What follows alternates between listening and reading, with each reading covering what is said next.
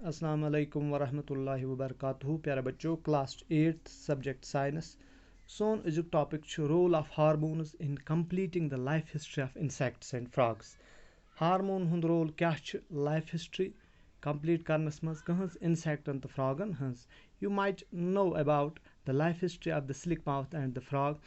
तो life history पर्म silk moth सन्स बे फ्रॉग सन्स कित पट एग पे कन्वर्ट गसान into the final stage, that slick mouth in case of silkworms and frog.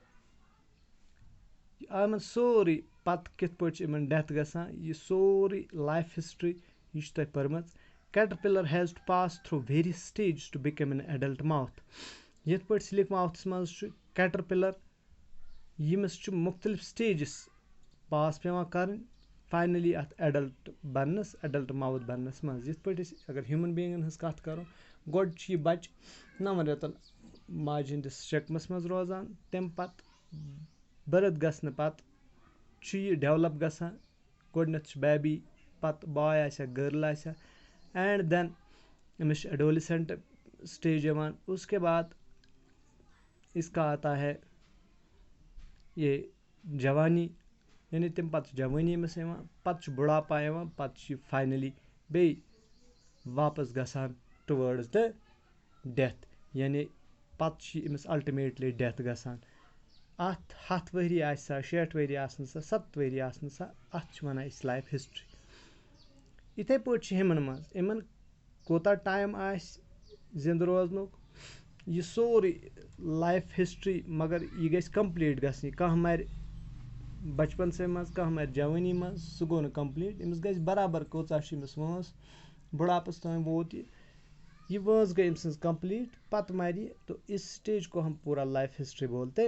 Similarly the tadpole passes through certain stages to become a frog. इथे पे tadpole larval stage the tadpole stage अमिस ते मुख्तलिफ stages गसान मुख्तलिफ स्टेजों मज पास पेवान गसुन तो finally बनान यह फ्रॉग।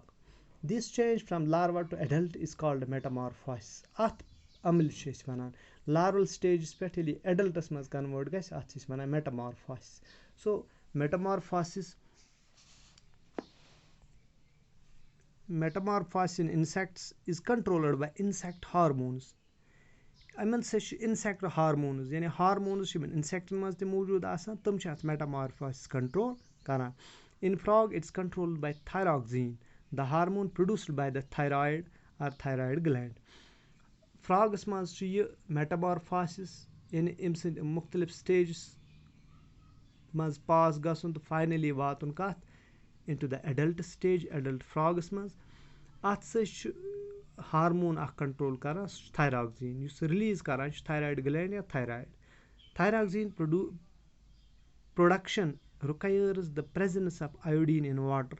मगर ये थायरॉक्सिन गस तेली प्रोड्यूस यह बन तेली ये आयोडीन आबस मज मौजूद आस। अगर आयोडीन डेफिशिएंट ओस यह वाटर तेल हेक नहीं produce गसित।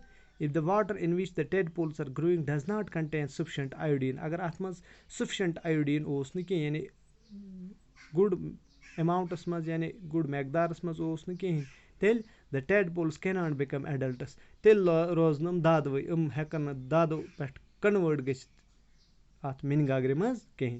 If people do not have enough iodine in their diet, will they get goiter caused by the lack of thyroxine?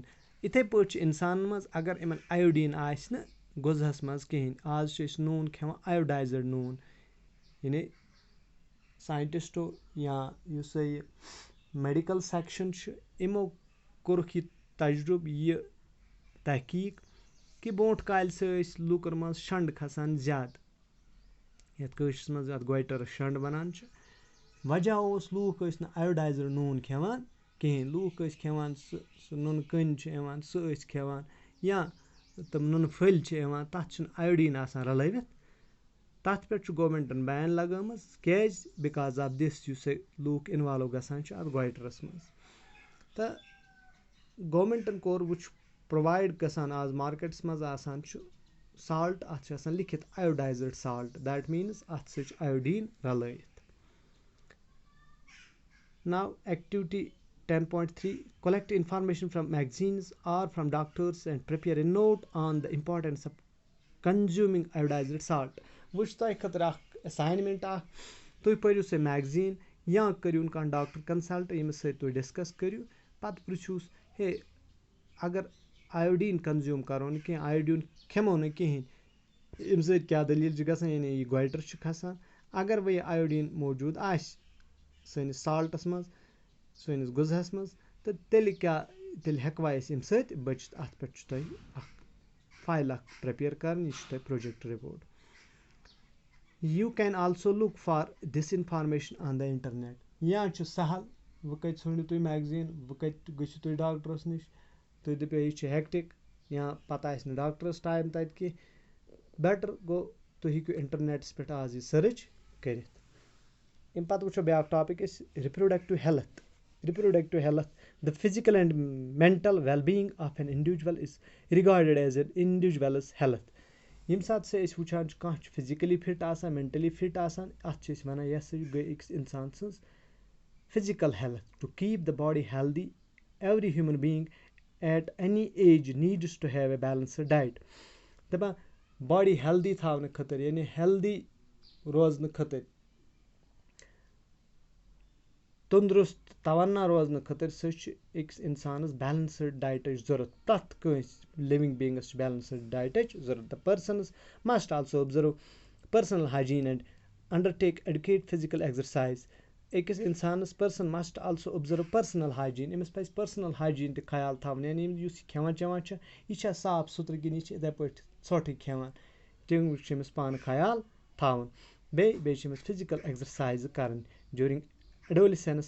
However, these become even more essential as the body is growing during adolescence.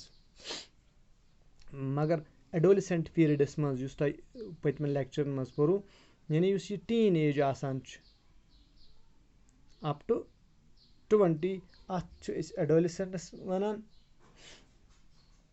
यह सा अत मज balanced डाइटो ख्याल थवन बड़ जरूरी कि अत मज गस डाइट और गसन कहीं. Thank you.